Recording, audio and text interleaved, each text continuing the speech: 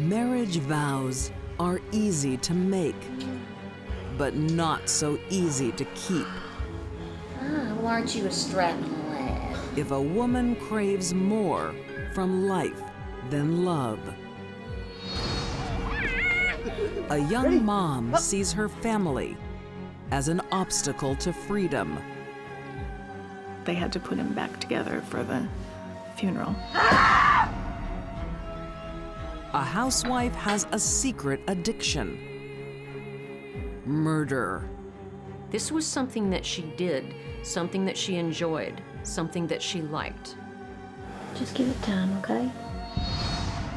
And a cheating wife uses her lovers for more than a good time. They were trying to obliterate his entire existence. They were trying to obliterate his identity. These deadly women treat loved ones like assets to be liquidated so they can collect the death benefits. All of us have sleepless nights. Her story was she couldn't sleep that particular night. She suffered from insomnia. Some married women with children don't want that life anymore. And they tell their husband that and they leave. But sometimes real life presents real nightmares. It was a violent attack. Please help my husband! In the California suburb of Rowland Heights in 2007. 27-year-old Neil Williams is a stay-at-home dad, prime caregiver to his two sons, 7-year-old Devin and Ian, 3. Family values were very important to Neil, and he really loved being a dad. He was having so much fun being a dad. But one person their charm can no longer win over is mom, 27-year-old Manling. Manling seemed to be crazy about the boys when they were little, when they were babies. Neil's mom, Jan Williams, noticed her daughter-in-law change as the boys grew. As they became people, I felt like she was becoming more and more distant from them. As they learned how to talk and they could do things for themselves, she would basically just say, go take care of it yourself. Domestic life is a bore for Manling. She's not interested in keeping house or tending to her family's needs. She misses being a carefree woman. Ling liked to be the center of attention, especially among her circle of friends. She liked to be the queen bee. Mommy, I want to cuddle. Mommy's busy. She spent more and more time away from Neil and just hanging out with friends. Look, I know I have the policy you're looking for.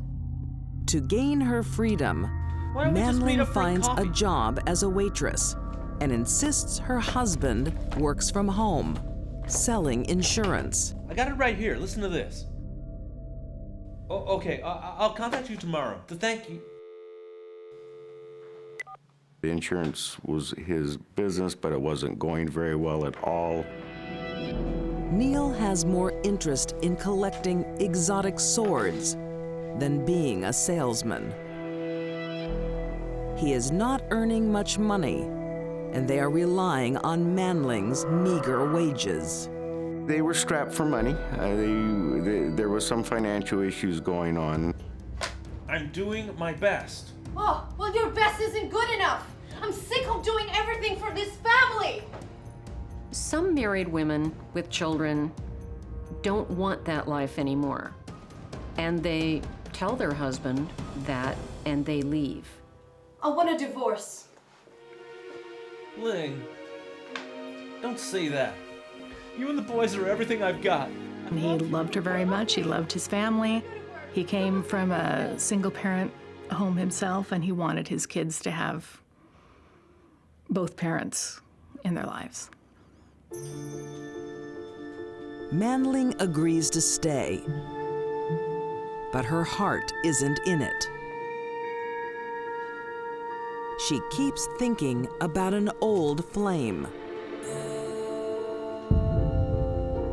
They were actually high school sweethearts for a very short amount of time. They both attended the same high school. And then Manling reached out over the internet, and that's how it started again.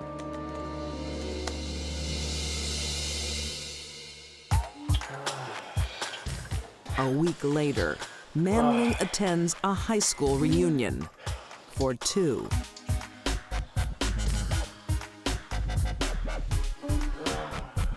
She went up to Santa Barbara and spent the weekend with him. Let's stay here all day.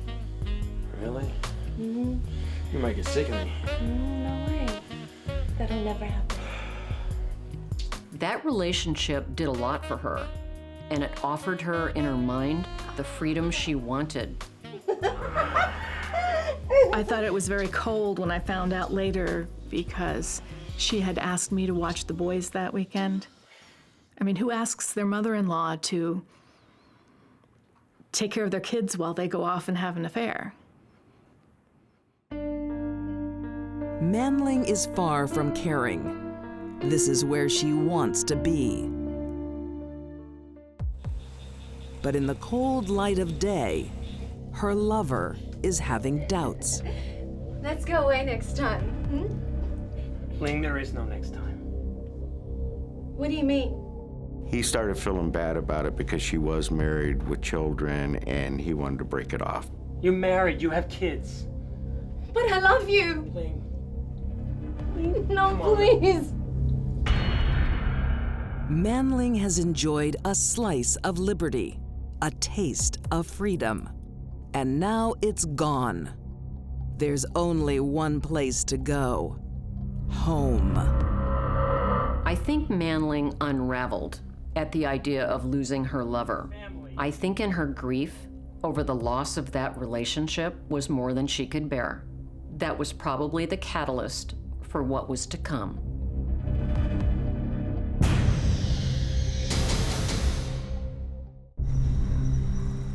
August 7th, 2007. A hot summer night in Rowland Heights, California. Who ordered ham and pineapple? The Williams family gathers for dinner. But 27-year-old Manling no longer feels any domestic bliss. She seemed to be pulling away from them. I thought that was strange. I thought maybe she was planning to leave them. A brief fling gives her a taste of freedom. But her lover has rejected her. I think she was tired of her life, and she thought of all the things that she could have different. She didn't want her life with Neil anymore. Distracted and distant from her husband and children, Manling looks for comfort elsewhere. Manling's family and friends reported that she was reaching out. She would call her sister at 3 in the morning and say that she just wanted to hear her voice. Horrific nightmares are disturbing Manling. She had a reoccurring dream that she would come home and Neil would have strangled the kids or killed the kids and then killed himself. Perhaps she was laying the groundwork for what was to come. Manling can't face the shame of divorce. But there are other ways to end a marriage.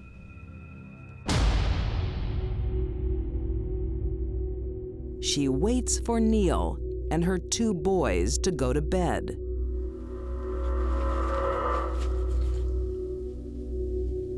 Manling targets her most vulnerable son first. 3-year-old Ian.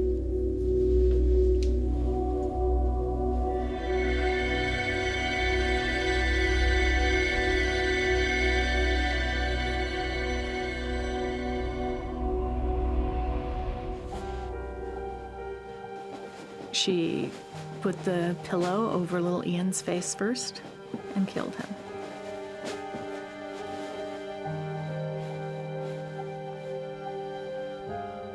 And then she climbed into the top bunk and killed Evan.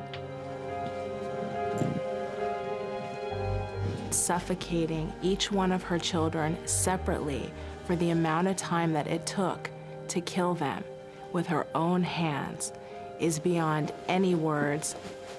This is a mother who carried these children for 9 months and who lived with them for 7 years.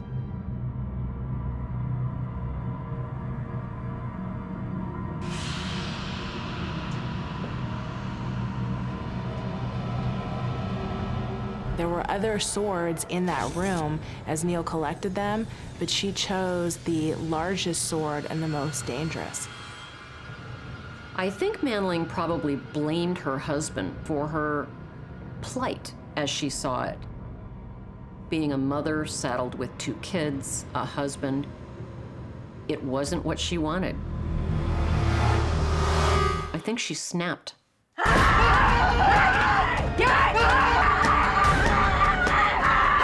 She just went at him like she was chopping him up for meat.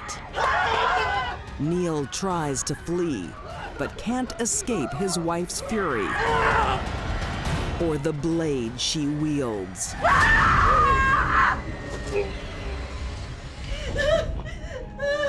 Manling stabbed her husband 97 times. They found him face down in the hallway with his face toward the little boy's room. So it could have been he was trying to get to his boys and protect his boys. Manling then celebrates her freedom.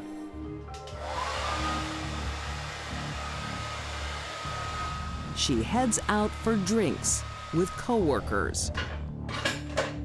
I think she was probably able to massacre her family 1 minute and look perfectly normal the next because she was able to detach her feelings, if she ever had them.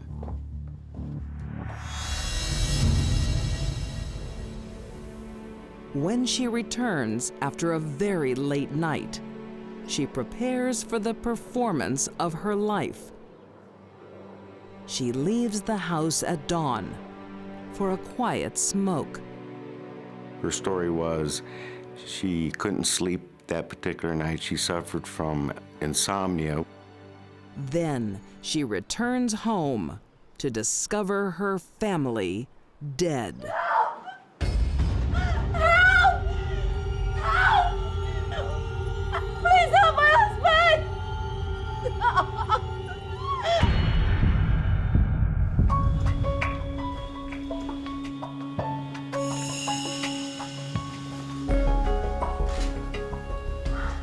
Homicide investigator Sergeant Don Walls was one of the first police at the scene. She's looking distraught, she's acting distraught, and the first thing she asked me and my partner, How are my boys? How's my husband? well, we had to inform her that they had all passed on. And then she starts acting distraught to the point she drags over a trash can.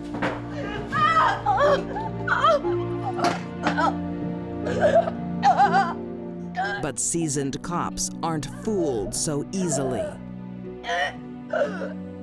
I'm watching her, and although she's making the noises, there's nothing expelling from her. Forensics confirms investigators' suspicions. Neil's blood is found on Manling's cigarette box. How Neil blood gets in there when all the blood's in there? Basically, because of that evidence and some other little things that we had found, we placed her under arrest. It was almost a shocking revelation that she said. She looked at me and my partner and said, I am torn between getting an attorney and just telling you what happened. And she went ahead and waived her rights and told us the story about how she killed. Manling Williams is found guilty of 3 counts of first-degree murder.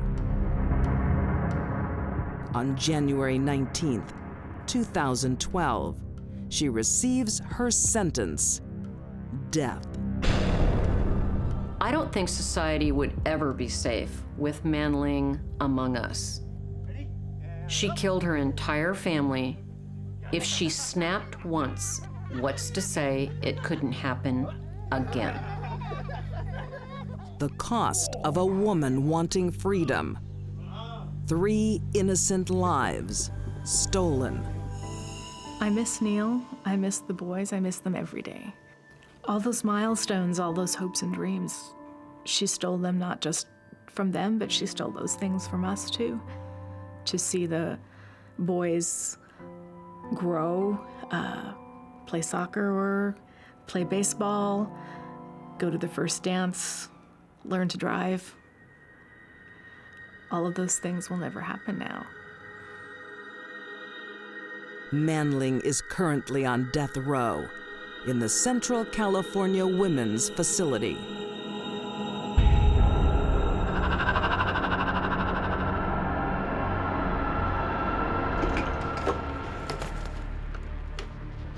Some families seem cursed.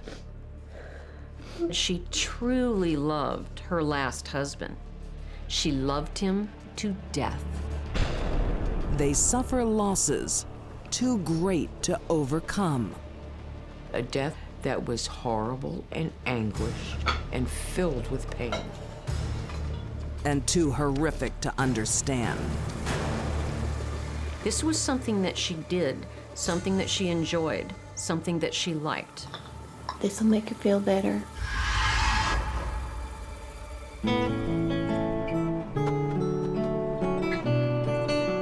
In 1950, downtown Montgomery, Alabama. 51-year-old Claude Martin is a newly married man. There she is, new stepmama.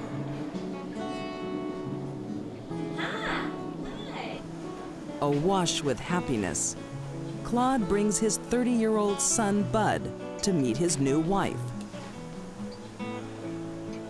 Rhonda Bell Martin, a 44-year-old waitress in the local diner. You look happy, Dad. I am. She's one hell of a good cook. She is not a typical beauty. Hi there, I'm Rhonda. But to husband Claude, Rhonda is the belle of the ball. She was a waitress, a housewife, just an ordinary woman. Well, aren't you a strapping lad? She had a charismatic personality that drew people to her.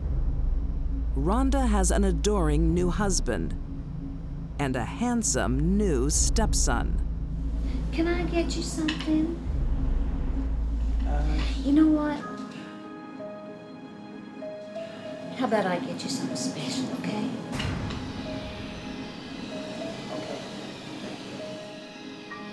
The small family is content and complete. Isn't she great, Bud? Yeah, she's real nice, Dad. Then tragedy strikes. Just 1 year after marrying, Claude gets a mystery virus. We gotta get him to the hospital. I'll take care of him better than any nurse will. Rhonda is an attentive wife. She never leaves his side. Need some liquid now, okay? Rhonda prided herself on the excellent nursing care that she gave family members. Just take them. You're doing so good. But Claude doesn't improve.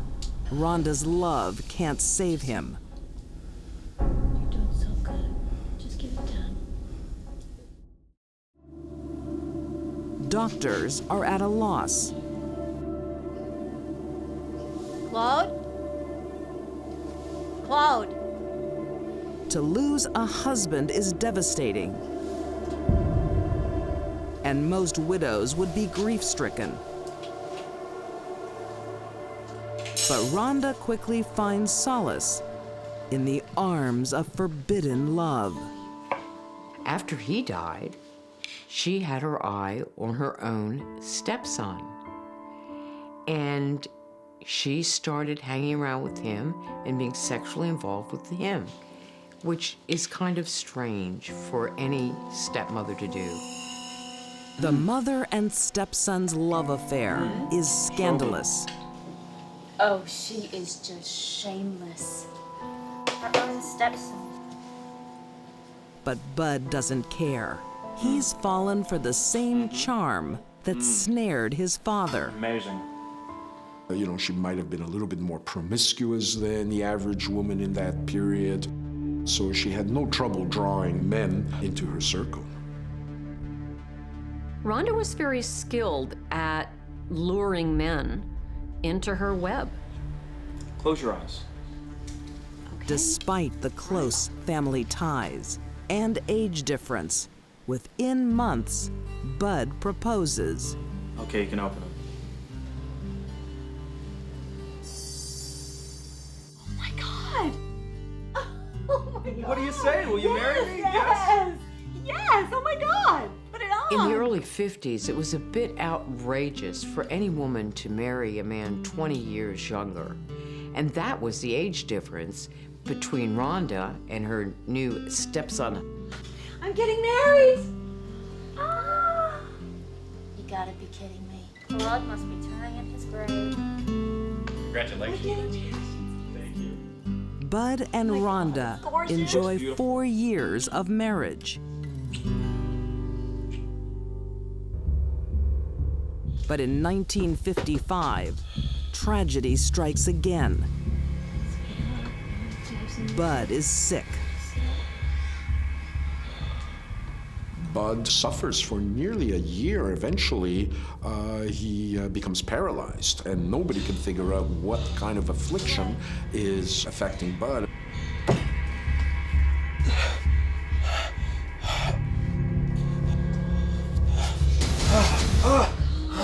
Medical intervention pulls Bud from the brink, but doctors want to know what put him there. They find the answer by analyzing his hair. At the hospital, they discovered that Bud has been poisoned, and he had arsenic in his system. Suspicion begins to swirl around Rhonda. Obviously, they now begin to look at the wife who was already, it was controversial, this marriage, and they begin investigating Rhonda's past. Police discover that death follows Rhonda like a gloomy shadow. 2 husbands, 3 of her 5 children, and her mother.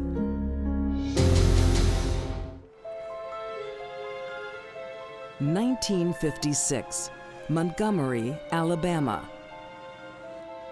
49-year-old waitress Rhonda Bell Martin is a controversial woman. Claude? When her husband dies, Beautiful. she marries her stepson, Bud. But when he almost dies, Rhonda is suspected of poisoning them both.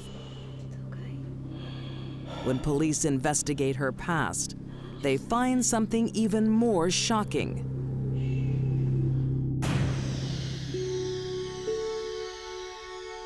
Almost 2 decades earlier, in 1937, Rhonda is married to her first husband, George Garrett. They once had 3 daughters, but now there are only 2. Why did she have to die? Rhonda's first victim was her own 3-year-old daughter, Imogene. Rhonda starts with the smallest, But 2 years later, she picks on someone her own size. Husband, George. In order to kill George Garrett, Rhonda put arsenic in his whiskey, and it took several doses. Even after seeing the torturous way her little girl died, she chose to use that method one more time and kill her husband.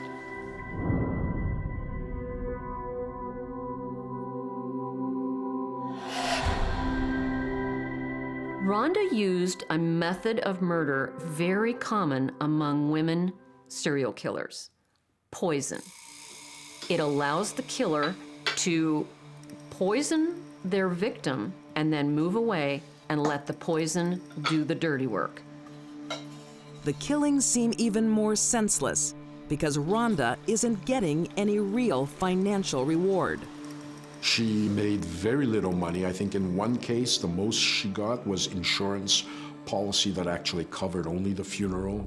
So certainly profit motive may not be the issue, but then again, with serial killers, they don't think like us. Serial killers can kill you for a cigarette.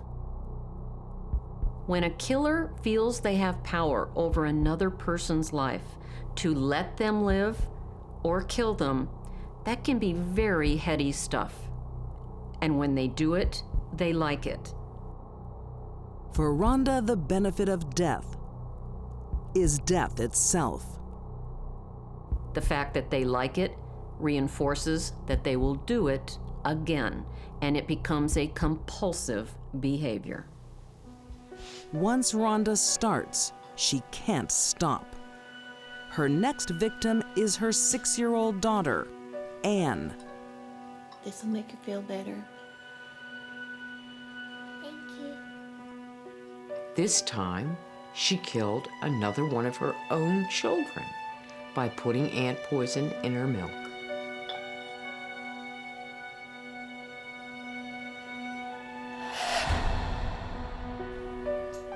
Three years later, Rhonda's eldest daughter, 11-year-old Ellen, is fed her fate. Thanks, Mom. Good girl.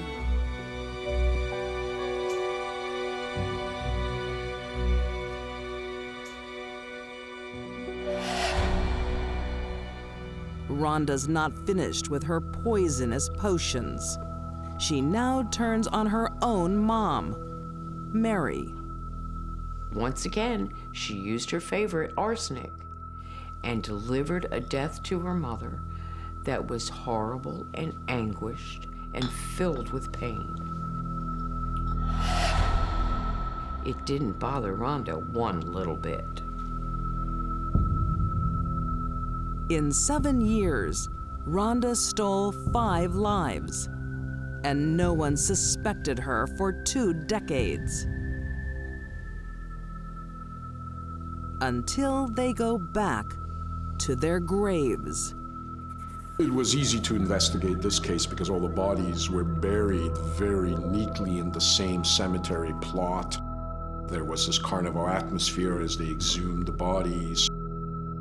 And everyone they exhumed, arsenic, arsenic, arsenic, everywhere they looked. Caught cold, Rhonda is arrested and confesses to killing 2 husbands, her mother, and 3 children, but can't explain why she took her loved ones' lives.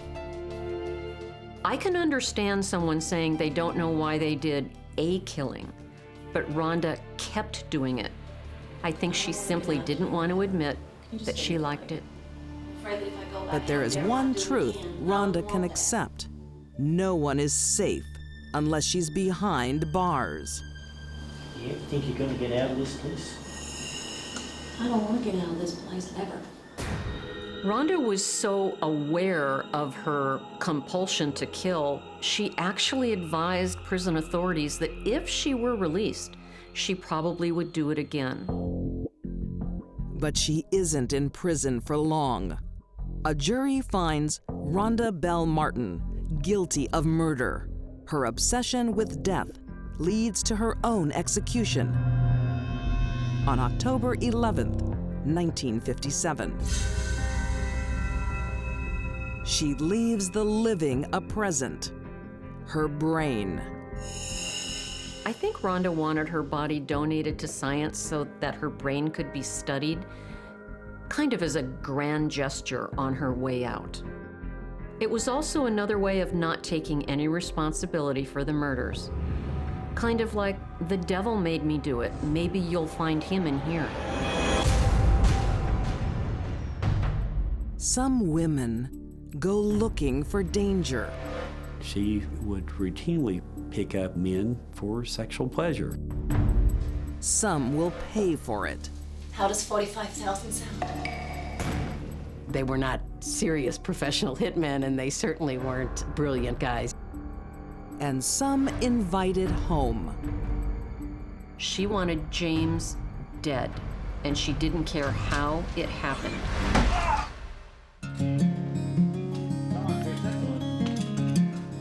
In Midwest City, Oklahoma, 1988. Jim Plantz, 33, enjoys a rare treat, the day off. It's not often he sees sunlight. Jim works night shifts at the local newspaper.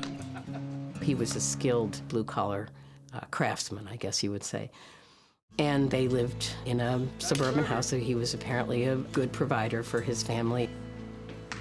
He's been married to his childhood sweetheart, Marilyn, for 12 years. James and Marilyn met when apparently Marilyn was 15 and he was 21. Jim was Marilyn's first love. She quit high school to marry him. But with Jim away at night, Marilyn grows lonely and restless. Hi, it's me. Jim's on the night shift.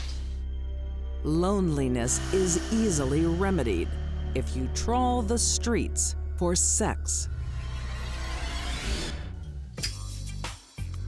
That's how Marilyn meets her latest lover, William Bryson, an 18-year-old car thief. She invites him home and makes sure they are not disturbed. We have evidence that she would drug her kids with cough syrup and put them into the bedroom and lock the door. She doesn't want them to hear what's going on in Mommy and Daddy's room. Why did he just leave? Marilyn wants to end her marriage, but not with a divorce.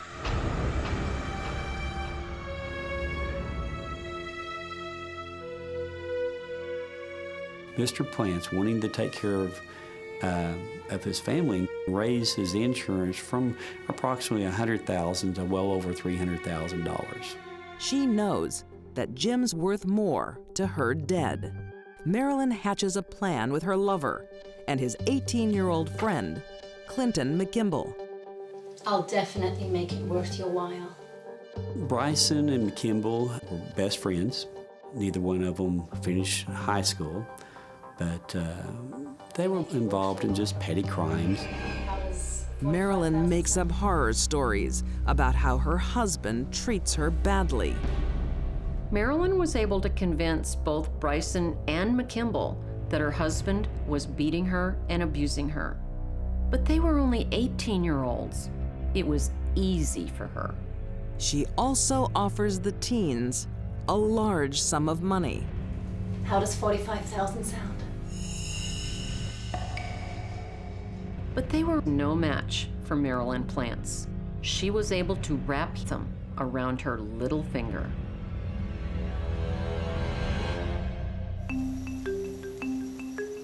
August 25th, 1988. The Plantz's 2 children are sleeping. Marilyn invites her young lovers home and feeds them drugs and alcohol. She is priming them for action before her husband gets home from the night shift. Christmas comes early. Marilyn was supplying both these young men with drugs and sex, so it's natural that they would want to protect her and keep that good stuff coming. Woo! Get some of that.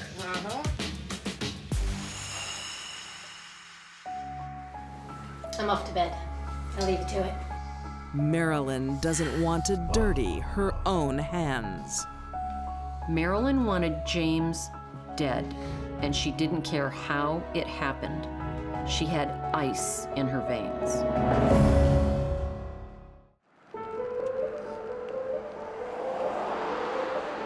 In Midwest City, Oklahoma, 28-year-old Marilyn Plantz is leading a double life. Preferring the company of young lovers and greedy for cash, she wants a quick end to her marriage. On August 26, 1988, her husband, Jim, arrives home from the night shift. William Bryson and Clinton McKimble, two petty criminals, lie in wait. Who are you? What are you doing in my... Then they started beating him with the baseball bats. Each of them hit him in excess of 10 times.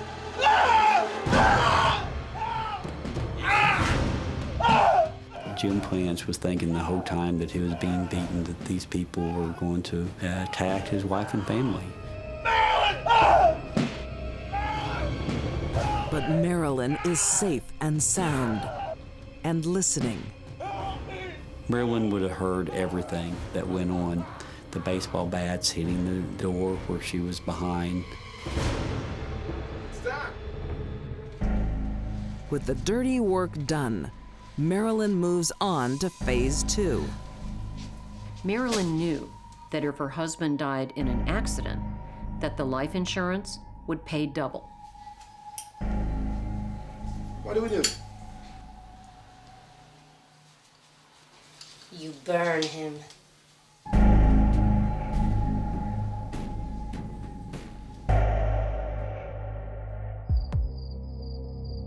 The teenagers drive Jim's body in his car to a remote area, while Marilyn plays the concerned wife.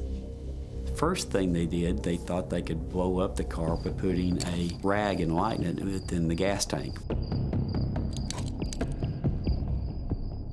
Well, that didn't explode. And it ain't working. Yes, hello? I'd like to report my husband missing. Then they poured gasoline on him and all over the car. They were trying to obliterate his entire existence. They were trying to obliterate his identity. They think they are disposing of a body, but they're not. Jim is still alive. Help me! Please help me! Help me! But they are beyond the point of no return.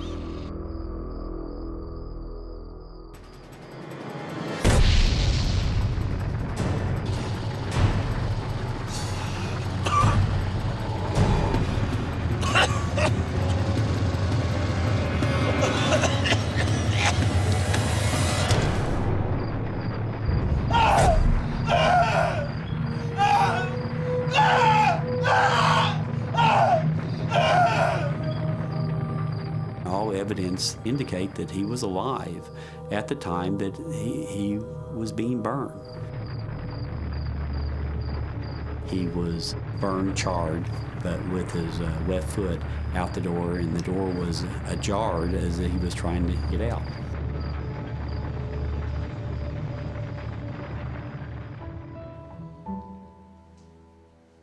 Murdering a spouse for their insurance money is not as easy as many people think it is. Insurance companies don't automatically write a big check for a grieving spouse. They investigate the death themselves, and they are more suspicious than the police.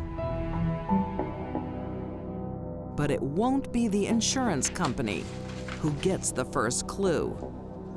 Detective Ralph Gibson is called to investigate the fiery death and starts at the victim's home. Marilyn's sloppy cleanup makes his job easier than normal. We found the baseball bats that had blood and a tissue matter on two of the baseball bats. I looked in the living room and there was a brand new rug. I pulled it up and I seen that the carpet had been bleached. So when I cut out the square and flipped it over, sure enough, the back of the rug was soaked in blood. Marilyn claims she knows nothing, but her young killers soon tell the police everything. All three are charged with murder and arson. No one ever claimed that she participated in the actual physical killing of Jim Plantz, but the state was able to make the case that she had hired Bryson and McKimble to kill Jim and had helped to plan it, and that she participated in it as an accomplice by cleaning up. They are all found guilty. Clinton McKimble receives life. William Bryson receives the death penalty. So does Marilyn Plantz.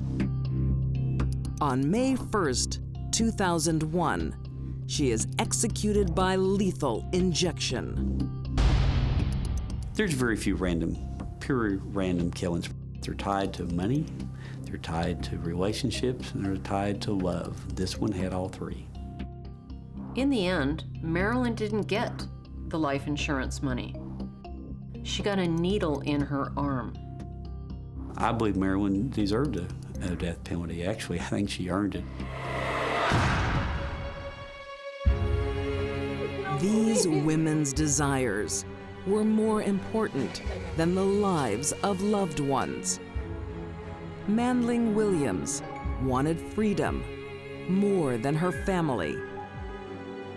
Rhonda Bell Martin killed for decades to satisfy her addiction.